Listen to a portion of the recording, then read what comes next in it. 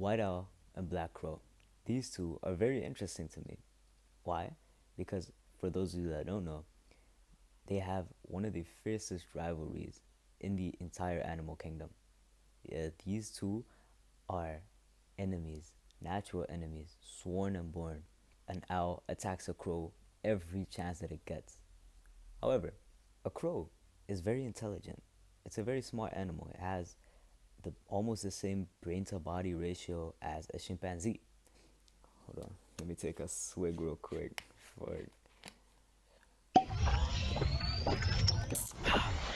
Now you would think because of this rivalry that they would be really different. They hate each other for a reason, right? However, I think that the owl and the crow are very similar actually, and they differ in just one thing. See, where the owl chooses to up his defenses, the crow seems to try and try and try again. See, as I said, the owl and the crow hate each other for a reason. And the reason is that they have never seen an instance of the other species not bearing hatred and coming in peace and love. And so, where the difference lies is when the other species does try to come in peace and love. See, the owl in this instant thinks that I've never seen a crow love before. I've only seen them bearing hatred. So why would this crow be any different? You know, why would I trust this crow? Because he seems to be bearing love and bearing peace, but I think there's something below that. This causes the owl to reinforce walls, up its defenses, and take on a guard. However, the crow seems to take a different approach. See, the crow, instead of building walls and upping his defenses, chooses to be the proof of love. The crow chooses not to think of the owl as being so distant because they have had proof time and time again that the owl has animosity towards them just for being a crow. And instead, the crow chooses to try and try and try again to prove to both the owl and himself that there is love.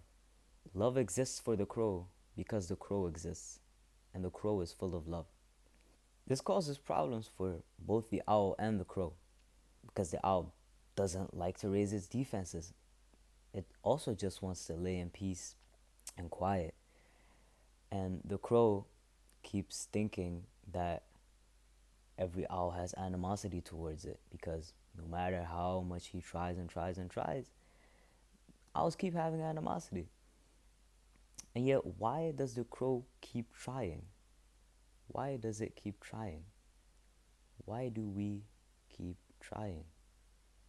See, the solution of the owl and the crow not being able to love each other does not lie within the opposite party. The owl will never be able to effectively receive love if it keeps raising its guard and changes nothing about its demeanor. Now, the question of can you hold the owl accountable for it keep raising its guard, that's besides the point. However, I do want to touch on it a little bit. I don't think you can. I don't think you can blame either the crow nor the owl. As for the owl, it's very difficult to see all the positives without also thinking about the negatives that has tainted it before. If your hands are freezing, cold water might feel as warm, and warm water will hurt. And as for the crow knows no different than to keep trying and trying and trying, because that's just in the crow's demeanor. It does not know anything else. However, as I said, that's besides the point. The solution lies not with the opposite party. The solution lies within the owl and the crow.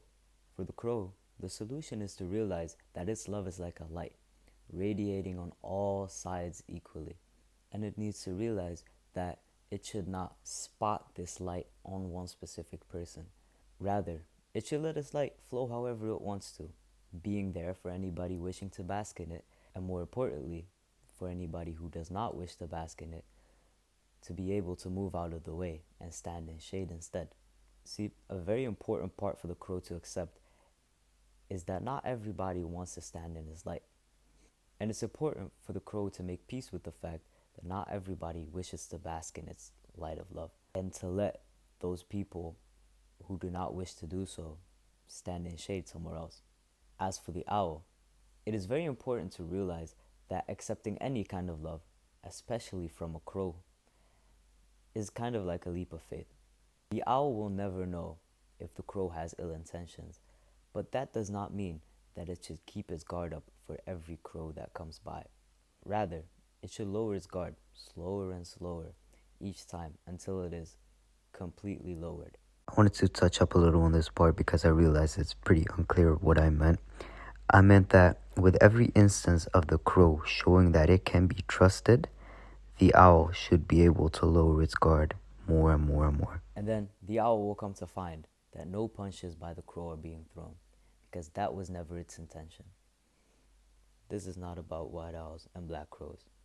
Look for the deeper meaning. Thank you for watching FSNO YATWO. I woke up this morning and figured I'd call you in case I'm not here tomorrow. I'm hoping that I can borrow